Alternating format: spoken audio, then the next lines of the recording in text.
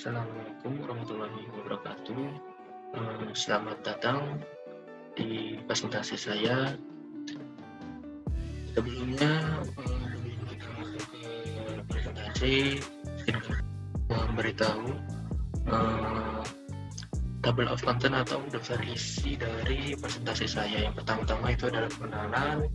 Yang kedua itu nanti ada pembawaan dari materi saya, yaitu macam-macam teknik searching. Ketiga, fokus dari materi saya itu sendiri adalah algoritma ASTAR. Dan yang keempat juga ada contoh kasusnya. Pertama-tama kita kenalan dulu ya. Nama saya Bima Tanuglomo, NIM-nya 5194115. Saya adalah mahasiswa di Universitas Teknologi Yogyakarta dengan program studi S1 Informatika. Sebelumnya saya ingin menginfokan bahwa saya membuat video ini atas dasar untuk memenuhi penilaian atas tugas besar tentang pembuatan materi tentang penggunaan teknik searching. Nah, dosen pengampunya yaitu adalah Bapak Yoga Sahria, Eskom Mkom. Lanjut ke materi. Pertama-tama kita kenal dulu dengan Stuart Jonathan Russell. Beliau ini adalah seorang ilmuwan komputer Inggris yang dikenal atas kontribusinya pada artificial intelligence. Beliau mengatakan artificial intelligence itu modern approach. Jadi di mana harian tekan mencakup 4 hal. Pertama adalah completeness, apakah metode tersebut menjamin adanya solusi. Kedua adalah time complexity, berapa lama waktu yang dibutuhkan untuk menemukan solusi tersebut.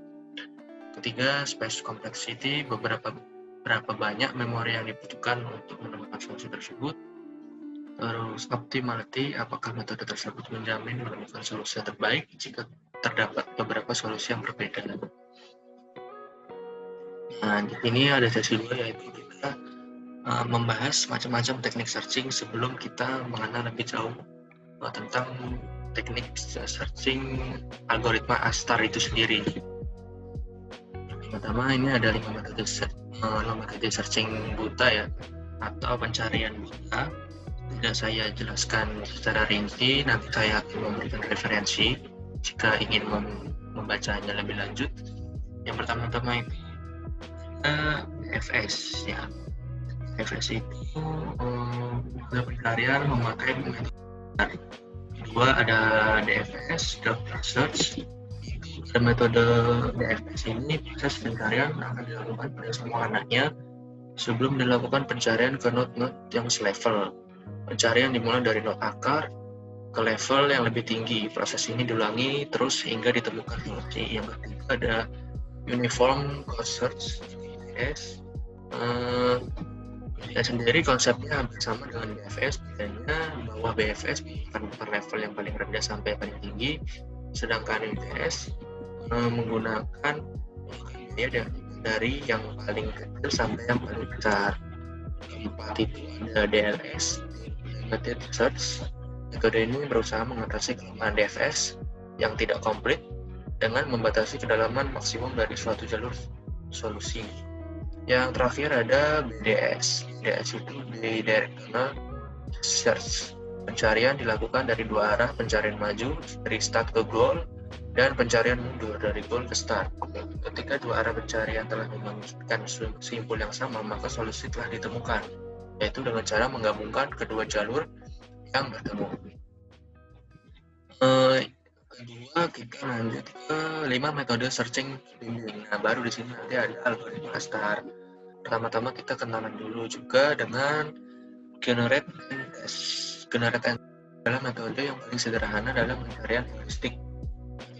Metode ini merupakan penggabungan antara DFS dan backstretching karena solusi harus dibangkitkan secara lengkap sebelum dilakukan tes.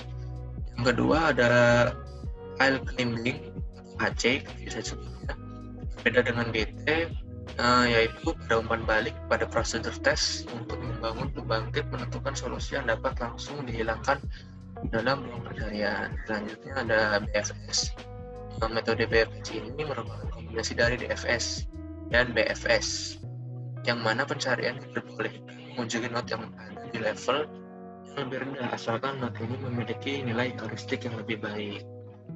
Selanjutnya ada Greedy Based First Search. Algoritma ini merupakan salah satu jenis algoritma based first search yang paling sederhana dengan hanya memberi hitungan biaya perkiraan estimasi atau nilai harganya atau cost itu sendiri ya. Oke, next. Nah, baru kita lebih jauh algoritma ASTAR, karena di sini saya ingin membahas algoritma ASTAR itu sendiri. Nah, metode searching terbimbing yaitu algoritma ASTAR ini merupakan gabungan dari BFS, UCS, dan GBF, Greedy Based First Search. Biaya diperhitungkan dari biaya sebenarnya ditambah dengan biaya perkiraan. Nanti rumusnya akan saya jelaskan selanjutnya. Nah, ini ada rujukan notasi yaitu Fn sendiri adalah jumlah dari Gn dan Hn. Ini adalah perkiraan jalur terpendek sementara. Maka Fn adalah jalur terpendek yang sebenarnya yang tidak ditelusuri sampai algoritma ASTAR diselesaikan. Gn, geographical cost atau geographical harga, adalah total jarak yang didapat dari vertex awal ke vertex sekarang atau halangan. Yang terakhir itu ada HN itu adalah heuristic cost atau heuristic harga heuristik adalah perkiraan jarak dari vertex sekarang yang sedang dikunjungi ke vertex tujuan. Sebuah fungsi heuristik digunakan untuk membuat perkiraan seberapa jauh lintasan yang akan diambil ke vertex tujuan.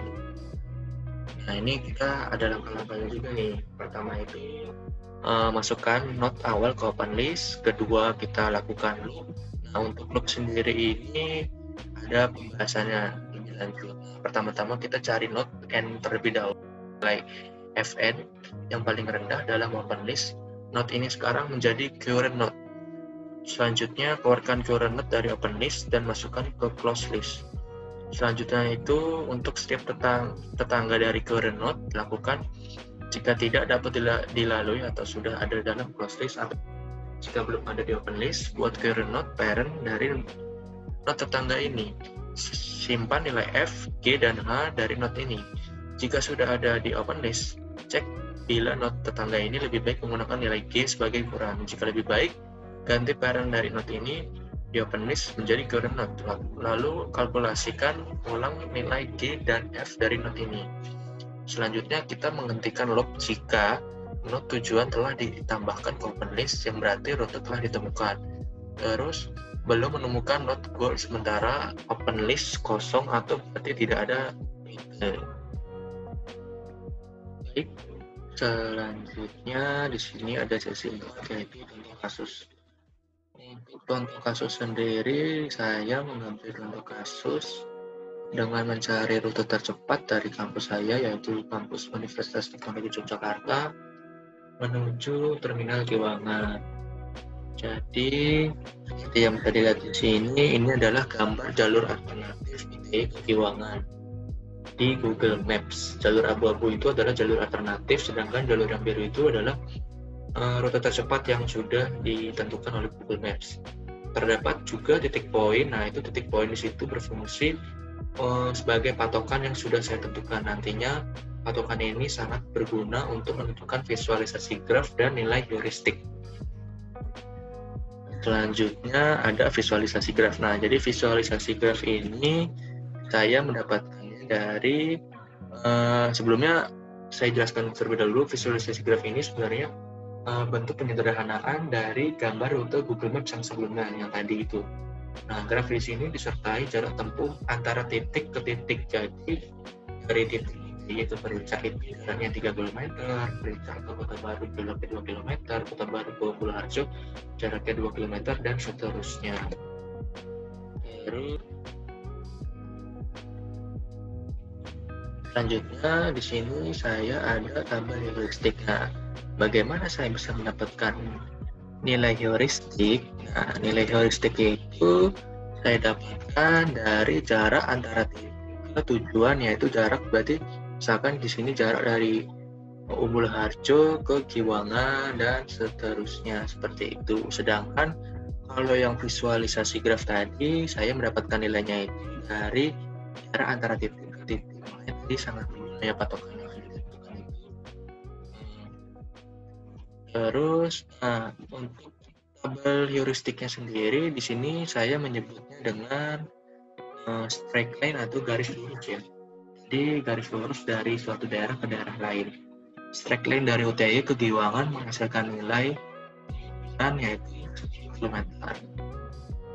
Terus hasil pengukuran yang didapatkan, jadi saya mendapatkan dari salah satu fitur di Google Maps, yaitu yang bernama measure distance atau bahasa Indonesianya adalah ukur jarak. Jadi di Google Maps itu ada sebuah fitur yang memudahkan pengguna Google ya, pengguna Google Maps khususnya untuk mengukur jarak lurus antar titik ke titiknya. Jadi kita bisa mengukur jarak lurus tersebut menggunakan mendapatkan nilai heuristik di kasus ini.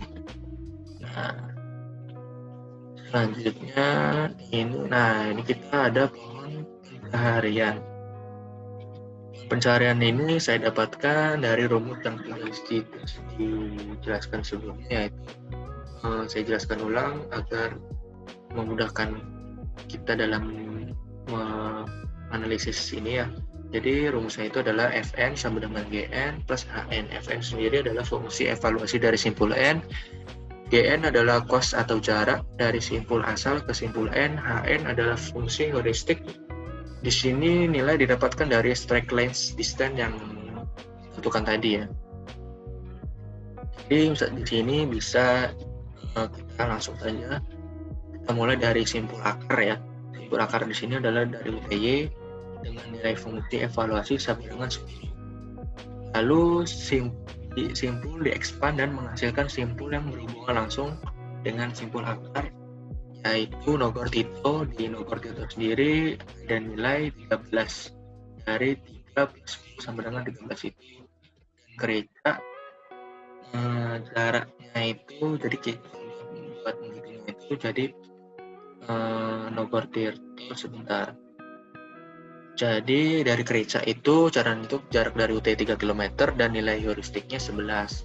Sedangkan selanjutnya yang kita langsung menuju, ini tadi sudah dijelaskan, lanjut ke Kota Baru. Selanjutnya karena yang kita cari di sini adalah rute terpendek, maka kita kan sesuai metode pencarian yang saya gunakan, itu adalah Astar. Itu Astar sendiri mencari rute terpendek ya. Maka yang akan diekspand adalah nilai terkecil yang itu kita. Maaf, saya jelaskan ulang. Jadi ada Nogor Tirto dan gereja. Nogor Tirto nilainya 13, gereja nilainya 11. Jadi ditarik mencari dengan rute terpendek itu gereja ya, gereja 11. Terus kemudian hasil dari expand gereja adalah UTY Kota Baru. Di sini kenapa expand UTY muncul? Ini dikarenakan gereja berhubungan langsung dengan UTY. Lihat lagi ya untuk memastikan. Nah, itu kan gereja langsung dengan UTY. Selanjutnya kita cari lagi nih rute terpendek dari kedua expand tersebut. Maka dapat disimpulkan memiliki rute terpendek selanjutnya, yaitu adalah Umbul Harjo dengan nilai heuristiknya 5. Terus selanjutnya kita ambil nilai terpendeknya.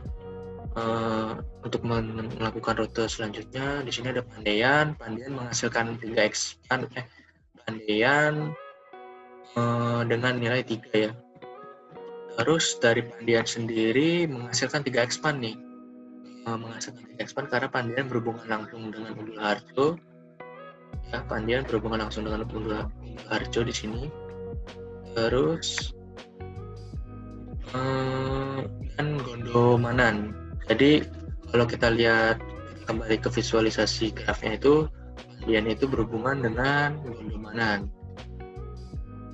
Namun karena di sini sudah ketemu ya, tujuannya itu adalah Terminal Giwangan itu sendiri. Jadi kita sudah sampai pada tujuan yaitu Terminal Giwangan.